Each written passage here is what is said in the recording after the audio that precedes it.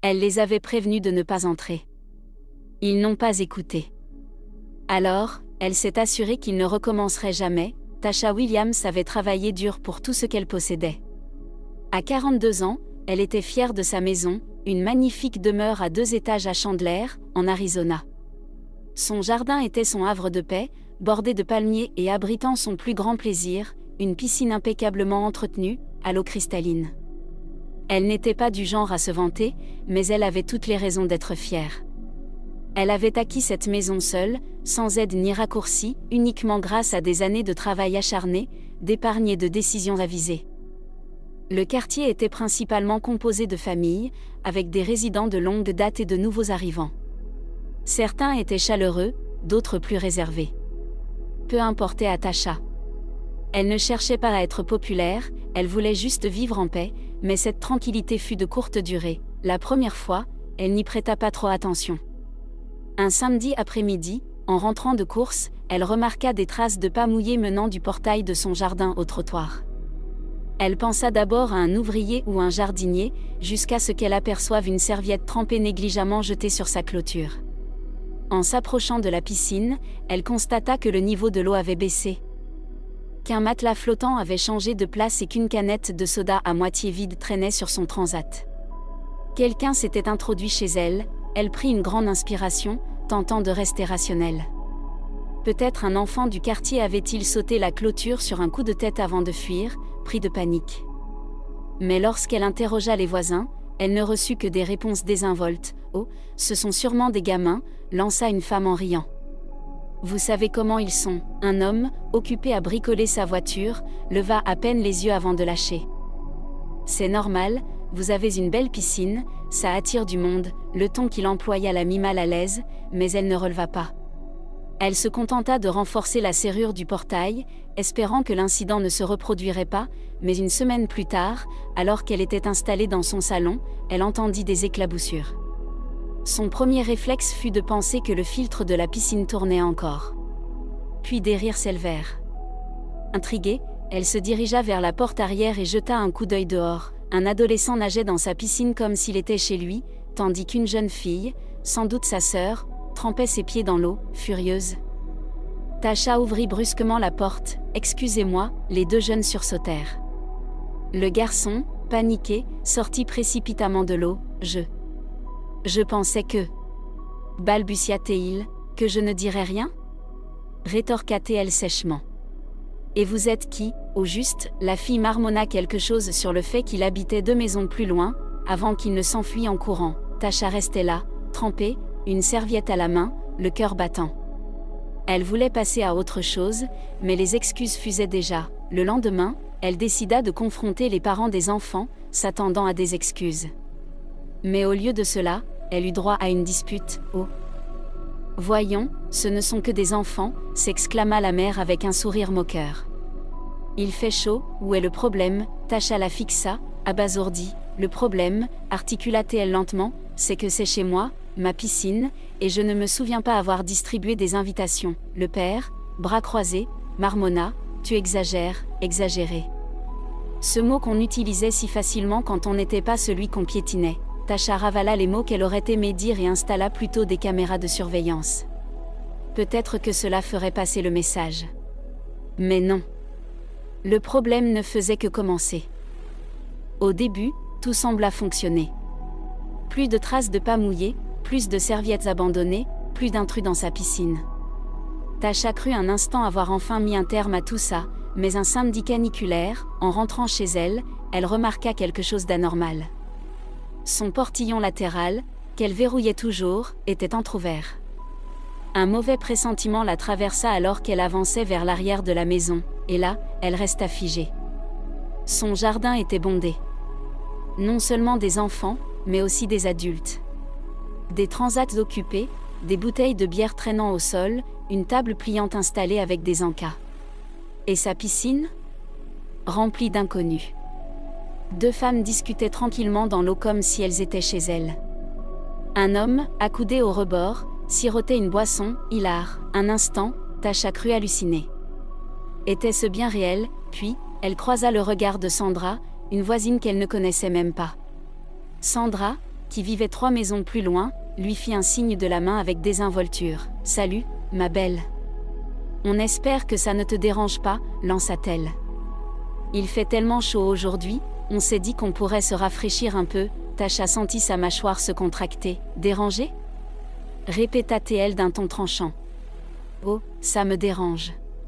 Maintenant, vous allez tous déguerpir. » Certains s'immobilisèrent, d'autres échangèrent des regards, comme si elle en faisait trop. Sandra leva les yeux au ciel. « Oh, ne sois pas comme ça.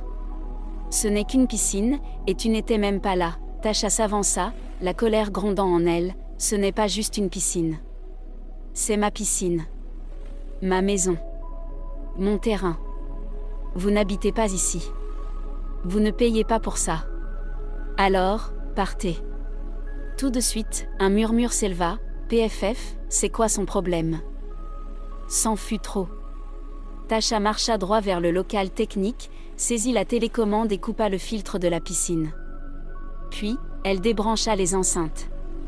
Le silence tomba d'un coup. « J'appelle la police », annonça-t-elle. Là, tout le monde se mit à bouger. En quelques minutes, son jardin se vida.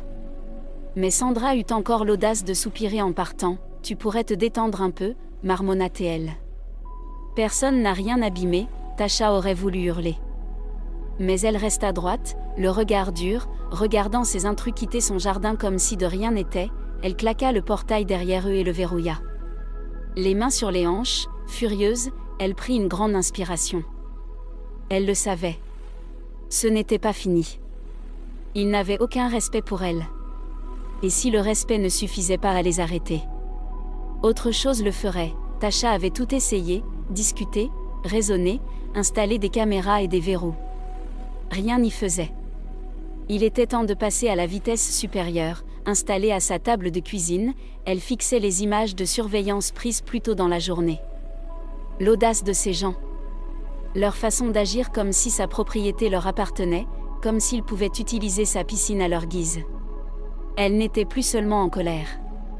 Elle en avait assez. Si ces intrus voulaient continuer à transformer son bassin en parc aquatique du quartier, elle allait s'assurer que ce soit la dernière fois. Première étape, une visite au magasin de bricolage.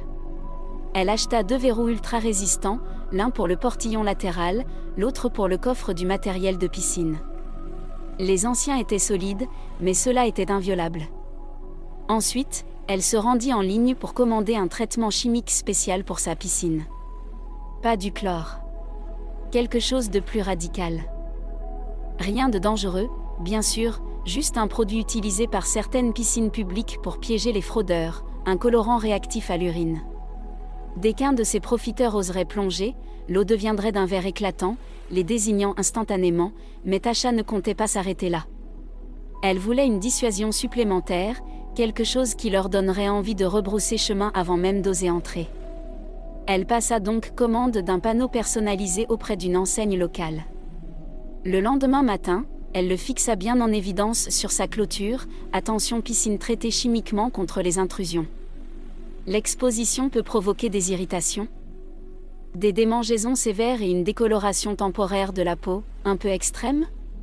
Peut-être. Vrai? Pas du tout. Mais je n'en saurais rien.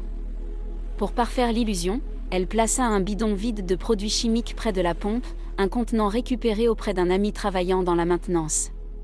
Il ne restait plus qu'à attendre, elle n'eut pas à patienter longtemps.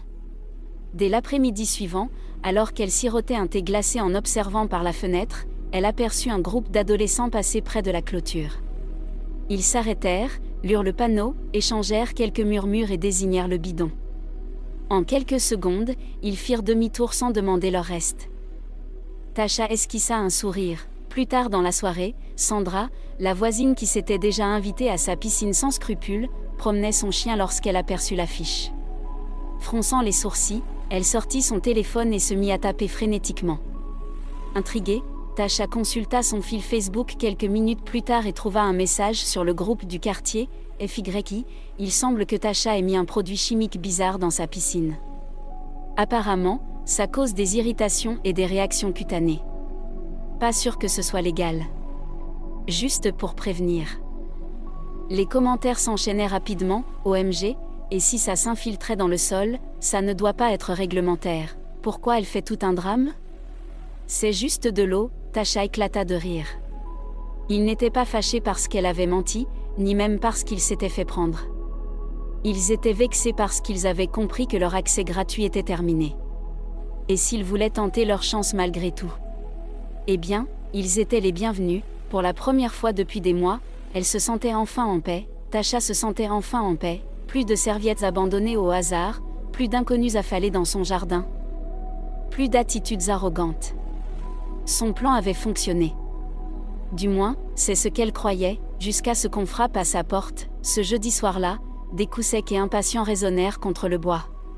Tasha posa son verre et jeta un coup d'œil à travers le judas. Sandra.